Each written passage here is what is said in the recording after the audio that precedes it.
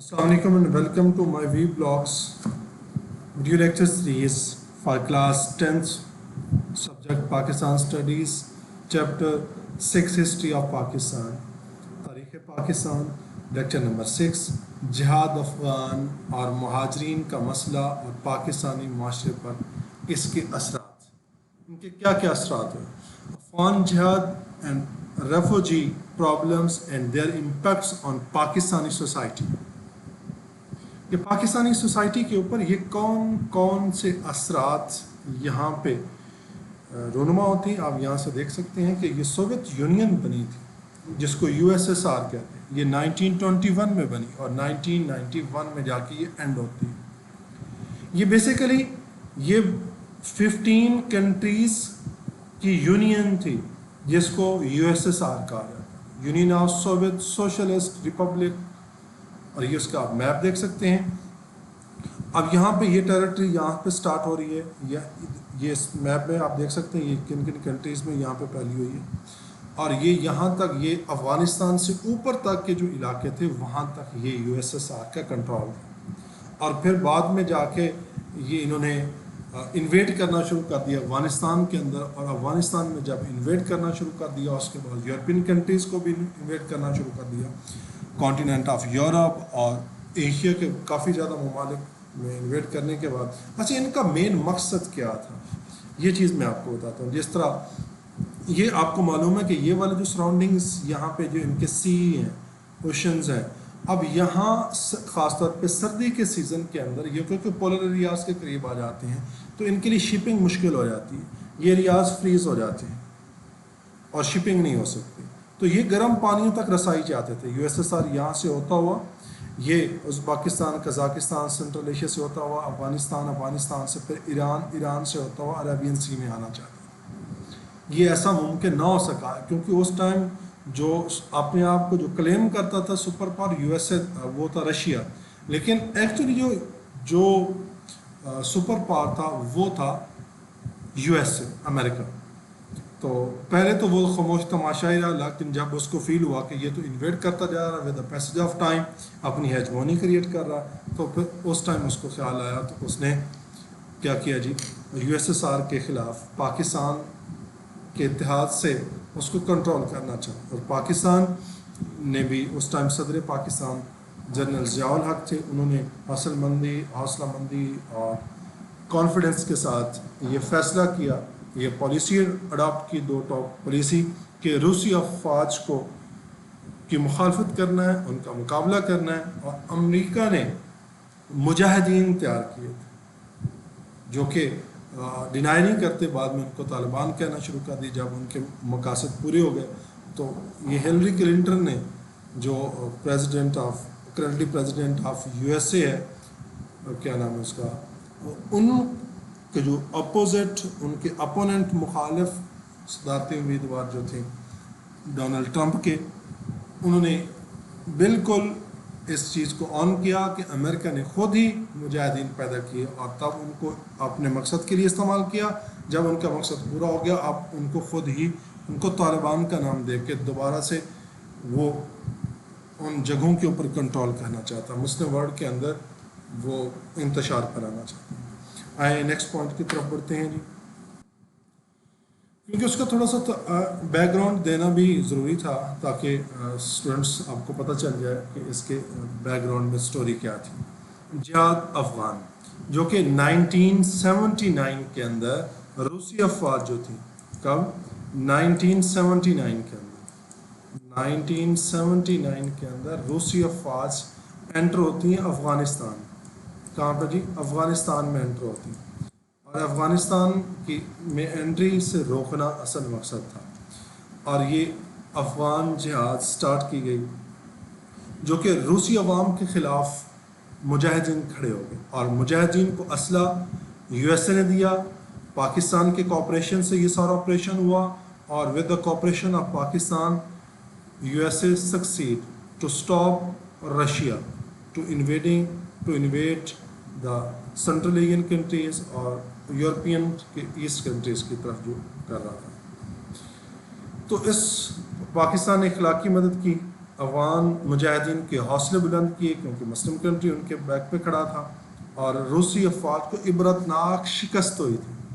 تو اس چیز کا اگر مزید انٹرسٹ رکھتے ہیں سننا ہو تو کبھی بھی یوٹیوب سے جا کے ہمارے سابق D G I S I general Hamid Gul اللہ تعالیٰ ان کو وری کی رحمت کری ان کے بیانات سنیں.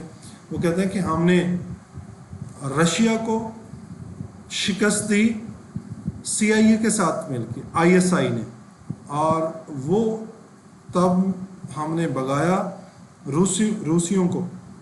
اب وہ پریڈکشن کرتے تھے طالبان کے لیے کہ جو یہ 9/11 کے بعد افغانستان کے اندر آ کے امریکی اور نیٹو فورسز بیٹھی, وہ کہتے ہیں کہ پھر آئی ایس آئی ان کو شکست دے گی اور پاکستان کی مرضی کے خلاف وہ کبھی بھی اگینسٹ وہ واپس نہیں جا سکتے. آئے تو وہ اپنی مرضی سے لیکن جا نہیں سکتے کیونکہ وہ بڑے کمپلیکس ایریاز ہیں. تو کہا یہ جاتا ہے کہ چلیں ایک چیز سکندر اعظم کی بھی بتا دوں. سکندر اعظم جب پوری دنیا کو فتح کر کے یہاں ان علاقوں میں آئے نا, پختون علاقوں کے اندر, تو اس کو 4 سال لگ گئے تھے ان ایریاز کو کنکر کرنے. تو اس ٹائم خطوں کی کتابت ہوتی تھی, تو اس نے اپنی والدہ نے ان کو خط لکھا کہ آپ نے اتنا ٹائم تو پوری دنیا کو فتح کرتے ہوئے نہیں لگا جتنا آپ نے وہاں پہ ٹائم کنزیوم کر دیا.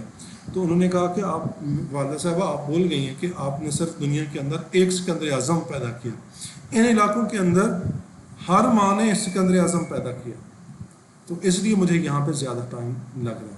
یہ ہے نیچر, یہ ہے انوائرمنٹ ان علاقوں کا, جس وجہ سے روسی افواج کو بھی ٹف ٹائم ملا, آج نیٹو فورسز کو بھی ٹف ٹائم مل رہا ہے. تو یہ 1986 میں تک روسی افواج بالکل مایوس اور بے بس ہو چکے تھے کیونکہ ان کو بڑی مزاحمت فیس کرنا پڑ رہی تھی, اور اسٹنگ لانچرز تھے وہ تیار کیے یو ایس اے نے. اور جیسا کہ ہم نے پہلے ڈسکس کیا لاسٹ لیکچر کے محمد خان جنیجو کے ثانیہ اوجڑی کیمپ کے پوائنٹ میں ڈسکشن کی ان چیزوں کی, تو وہ لانچر بڑے آسان ہتھیار تھے روسی ہیلی کاپٹرز کو گرانے. تو نیچے سے سمپل سا ہتھیار ہوتا تھا, اس کو مار کے ان کو گرا دیا جاتا. تو روس کو اپنی شکست واضح نظر آ رہی تھی اور اس نے اپنی جان بچانے کے لیے جان کے لالے پڑے, اور انہوں نے کیا کیا, ایک جنیوا اکارڈ کر لیا, جنیوا اکارڈ. اور یہ جنیوا اکارڈ میں آپ کو ایک چیز ابھی بھی یہاں پہ بتاتا چلوں کہ جو president of Pakistan general Zia الحق تھے وہ ابھی یہ جنیوا اکارڈ نہیں کرنا چاہتے. جو محمد خان جنیجو کی حکومت کا ڈسمسل ہوا, اس کی خاتمہ, اس کی ایک وجہ یہ بھی تھی, وہ ابھی اس کو ڈیلے کرنا چاہتے. یہ جنیوا بیسیکلی سوئٹزرلینڈ کا ایک جگہ کا نام ہے. سوئٹزرلینڈ کہاں پہ؟ یو ایس اے کے اندر ہے. دنیا کی وہ کہتے ہیں خوبصورت ترین جو سٹی ہے وہ سوئٹزرلینڈ ہے.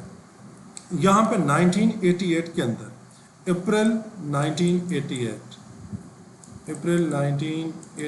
کے اندر ایک اکارڈ ہوا جس کو جنیوا اکارڈ کہا جاتا ہے. یہ اکارڈ بیسیکلی افغانستان, پاکستان, روس اور رشیا, پاکستان نوٹ کر لیں, پاکستان بک میں لکھا ہوا بھی ہے لیکن اس میں افغانستان, رشیا اور یو ایس اے کے درمیان ہوا تھا 1988 کے اندر, اپریل 1988. اس میں روس نے اپنی شکست تسلیم کر لی اور انہوں نے کہا کہ وعدہ کیا کہ 15 فروری 1989 تک 1 سال کا ہمیں ٹائم دیا جائے, تقریباً 1 سال کا ٹائم بنتا ہے, تو ہم واپس چلے جائیں, انخلا کر دیں. جس طرح اب طالبان کے ساتھ امریکہ کا نیٹو فورسز کا معاہدہ ہوا, قطر میں ہوا تھا with the mediation of Pakistan, کہ ہم 1 سال 1.5 سال کے اندر اندر یہ انخلا مکمل کر لیں گے. اور اس معاہدے میں یہ بھی طے ہوا کہ جو افغان مہاجرین 30 لاکھ پاکستان کے اندر آئے تھے وہ بھی سلولی واپس چلے جائیں گے, لیکن ایسا نہ ہو سکا. نیکسٹ ہے جی پاکستانی معاشرے پر اس کے کیا اثرات ہوئے, امپیکٹس آن پاکستانی سوسائٹی. یہ اس کے بہت اثرات ہوئے. جیسے یہ جنرل ضیاء الحق نے یہ کام تو سٹارٹ کر لیا, سمگلنگ, اسلحہ, ارریگولر چیزیں, مختلف چیزیں جو ایلیگل جو تھیں وہ پاکستان میں آنا شروع ہو گئی, تو اس کی وجہ سے پاکستان کو بہت سے مسائل کا سامنا کرنا پڑا. تو ان چیزوں کی وجہ سے جنرل ضیاء الحق کا گراف تھوڑا سا ڈاؤن بھی ہے.